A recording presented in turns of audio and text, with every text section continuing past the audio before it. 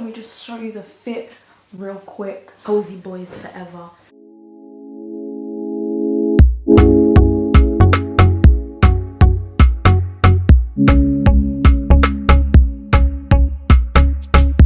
Hello beautiful people, welcome back to my YouTube channel. This is Missinfluential.x, back with beautiful content with realness. Thank you guys for tuning into my YouTube channel, much appreciated. As promised, I said that my YouTube channel was going to be raw, it was going to be real, and the only way that I could bridge a gap between me and my subscribers, or between me and whoever clicks on my video, was to be vulnerable, was to be real, was to be open. There was a really big sort of mental note that I really had to endure last week, that probably I was feeling for a long period of time. But you know, when you're so caught up in life that sometimes you really forget to really be within your own emotion and really address certain things. Let me just give you the events of what was really going on. So let's rewind. Last week Sunday, me and my amazing cousin, my best friend, we were just having a normal convo like we normally do on FaceTime, just having a little catch up. And he was just like, Debbie, do you know what? Have a bit of a breather from socials. Don't be on FaceTime as much. Don't be on socials as much. Like, sometimes it is good to take a step back, and you never know, you might even be emotionally drained a little bit. And he knows me well, like there will be times where it's healthy to detox. Let's just be real. All types of social media is amazing, but as anything, it has its pros and its cons. So taking a bit of a detox from social media is definitely something that I would advise, and something that I even take as advice to myself. So I appreciate my cousin for bringing that realness and advice to me. But when he said emotionally drained, like, I was looking at him like, how could I be emotionally drained? Emotionally drained from what? Like, if my friends need to call me about something, I need to pick up the phone. Like, I'm gonna put myself last and put my friends first. Let me just pause and say that I feel like it's amazing to be able to be there for your friends, but also just make sure it's a healthy balance. Don't lose yourself in that as well. So I get what he was saying, but at that point in time, I was just like, hell to the no, I'm fine. Let's fast forward to middle of the week. I was sitting down. I was just like, yes, I'm gonna record my YouTube video. It had such an amazing topic that I wanted to discuss, which hopefully will be out within the next couple of weeks. Maybe because of the severity of the video that I sat down to record, it was bringing back certain things that I'd experienced in the past.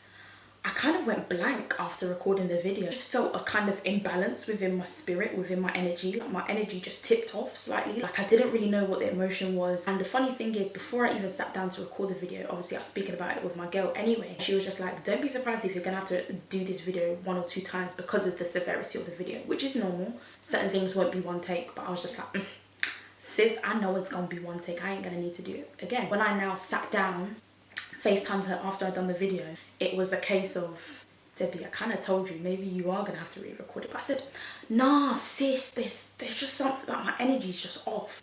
Long story short, I didn't upload last Friday. I thought it would be selfish for me to upload content that I wasn't emotionally there for, because within myself, I just felt like there was this type of absence and I just didn't know what it was. I was feeling quite claustrophobic, is because I'm a bubbly person, and people on Snapchat that have me on Snapchat will see my personality. People on Insta will see a little bit of my personality, or as much as I'm willing to give. Better believe I didn't make as many calls. I wasn't on Snapchat. Up to the weekend, even up to about Monday, I just kept myself to myself, and I really just tried to dig deep and find what's really going on. And I thought to myself, okay, let me turn to writing, because a lot of the time when we feel overwhelmed, because we're bottling so much stuff in, sometimes it is, as a way of releasing, sometimes it is a really good or a healthy practice to sometimes just write stuff down and just note how you feel, even if it's like bullet points, even if it's a paragraph, even if it's a poem, however you want to release. Be within your emotion, allow yourself to feel that emotion. I feel like it's a very healthy practice. It's unfair for me to come onto YouTube knowing that I said I want to help others, and knowing that what I say, people are gonna seek solutions from it, because that's what I want. I want people to seek solutions from what I've experienced. That's the whole point of me bridging a gap between me and my subscribers. But it's selfish in a way. You're not giving your all, and someone is now gonna come and watch that video looking for solutions, and you're coming on YouTube half-hearted. It's not giving a true depiction of who you are, not giving a true depiction of a solution. Am I being selfish, or should I be selfless? It was a very uncomfortable situation that I went through last week, because I want to be able to be there for people. And me being absent from YouTube, people that could have come to my channel on that Friday expecting a solution, maybe because they've had a bad week, they didn't they didn't see any content. I realised within myself I am going to fall short, and it's not to say that it's something that I was pleased with, but I was just like, Debbie, it's not fair for me to do that. You need to be emotionally engaged within this topic for them to really see your emotion. Anyone that's watching another person can really tell when they're paying attention and when their mind is actually there. And one thing I didn't want to do is be absent.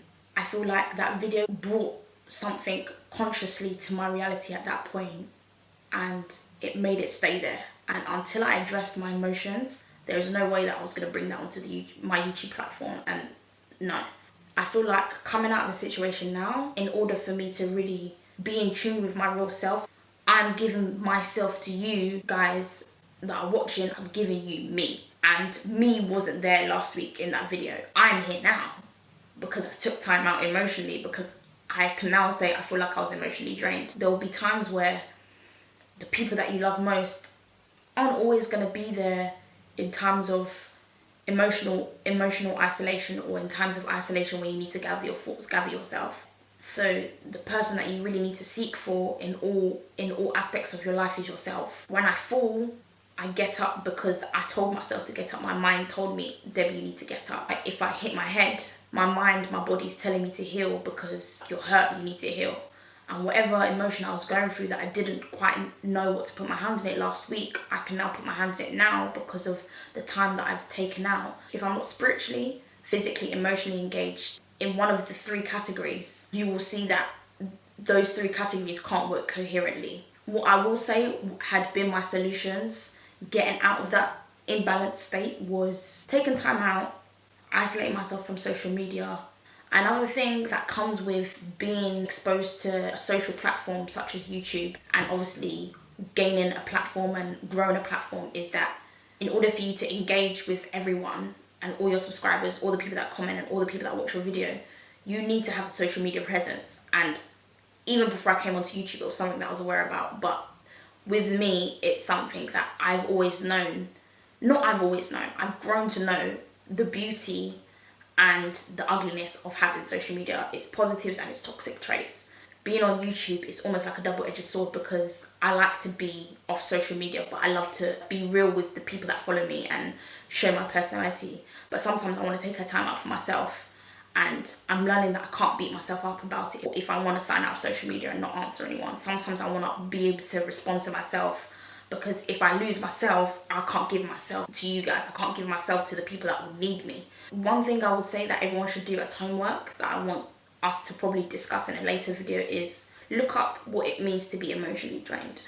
Being emotionally available to people around you, people that you love, and giving your energy, giving your advice, giving your time to people that are around you other than yourself can be draining. Being emotionally unavailable is a real thing. I'm just gonna put it out there. I feel like you needed to hear this. I feel like someone needed to see this part of me. Someone needed to see this and be like, do you know what? I can relate to this. And that is part of my goal being on YouTube. I want to be authentically raw and real with you guys. So next YouTube video, you might not even see my natural hair out. You're probably just going to see me in a headscarf, and I hope that you're still going to love me the same. Period. Poo. Small steps in the right direction make us people of beauty and influential difference. This is Missinfluential Mutation, serving you natural hair, serving you curls, and serving you realness. Mwah.